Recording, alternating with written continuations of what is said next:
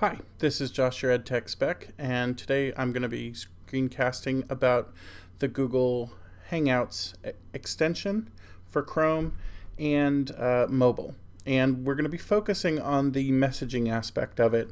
There's lots of screencasts out there about the video calling and Google Hangouts on air, but there's almost nothing for folks who are unfamiliar with the chat aspect. So as you can see, Google Hangouts is a messaging, voice calling, and video calling solution all rolled into one. It comes with every Google Apps for Education account, every Google for Work account, and all the Gmail accounts as far as I know. So some of the things we can do one-to-one messaging, or we can do group messaging, and this is really helpful for quick communications. You know, one of the things we talk about or hear from teachers is there's too much email to keep track of, and a lot of that email are one question and like 1 or 2 word answers or just confirmations on things, and Hangouts might be a better solution for that.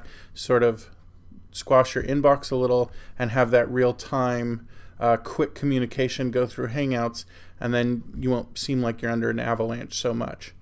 You can also, like we said, voice and video call, but we're not really going to focus on that in this screencast. And then lastly, we are going to talk a little bit about mobile, because this is available on all iOS devices and clearly all Android devices, as it is a Google product. So for most of our teachers, where we want to go is to our Gmail page. Looking at the lower left, if this is what you see, this is the old Google chat. And these little orange icons mean somebody's not actively chatting, but we don't want to stay in that. What we're going to do is click on this drop down, and at the very top of the menu it says try the new Hangouts.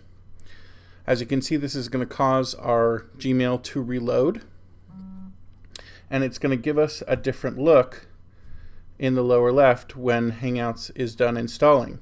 So you'll notice that we have some people here who we didn't see before. We can also see their profile pictures if they've put one in. And where before Joshua Harris looked like he wasn't even signed in, now it shows me as signed in because I have the Hangouts mobile app open all the time because I use it as a communication channel with teachers and coworkers. So it does give a more accurate account of who's going to be available to chat. Since Josh is active in my list, I can just click on him, and you see this.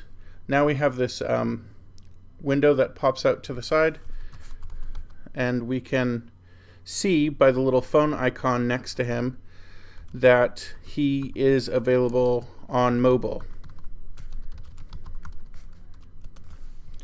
So now mobily he can respond.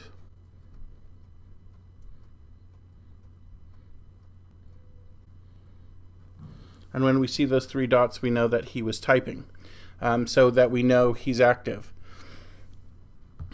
Now, the problem here is, what if we're not on our Gmail screen? So what if we're on a different web page or starting a new thing? Well, you do get sound alerts that come in. However, that's not necessarily the best and easiest way to keep that open communication channel that we might need. So what we can do is get the Chrome extension for Google Hangouts. Just go to any Google page in your Chrome browser, click on the apps matrix in the upper left, and then we're going to go to the web store. When we search, we're just going to do Hangouts. Now, in the web store we have an app section, and there is a Google Hangouts app that will install onto your desktop. But we're not going to look at that one today. We're going to come down to the extensions where it says Google Hangouts here, offered by google.com. That's the logo. We're going to add it to Chrome and confirm the extension. And you'll notice a couple things happen. Up here in the upper right corner of my browser, I get the little Hangout bubble, and as soon as it's done signing in, if I just hover over, I can see the status that I'm connected, that what account it's signed into, and it says I have missed messages. So we can see that I have that Hangout waiting from Josh, and I can still see that he's on mobile, but I have all these other ones ready to go. Now here's kind of an interesting thing and a useful thing if you want to say have a Hangout going with your whole department or your whole team or even your whole school is you can add more than one person to a Hangout, create a group. It will always show you who's in the group, and then you can even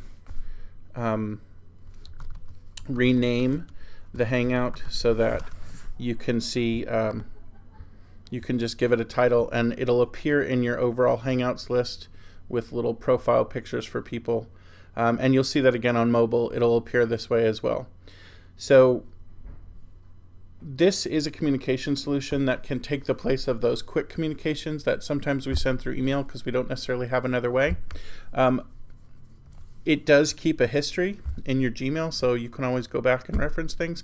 But I think you'll find that this is a good way to keep in touch with people without having to use text messaging and without having to use email. And it's built right into your Google Apps for Education already.